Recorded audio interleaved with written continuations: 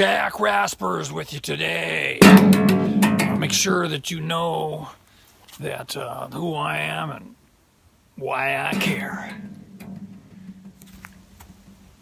The woods are a natural surrounding that we've had for centuries, and they came before us. So we want to respect our trees. Take care of our trees. If you're going to thin them, if you're going to remove them, they say replace 3 to 5, some people say 10.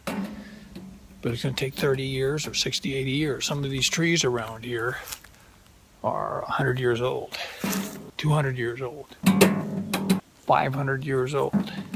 And even got them up here towards on the other side of the hill up here that's 3,000 years old in the Olympic Peninsula. You got them in California, they're just as old or more. So as old as a tree, metaphorically, is basically living forever. Amen.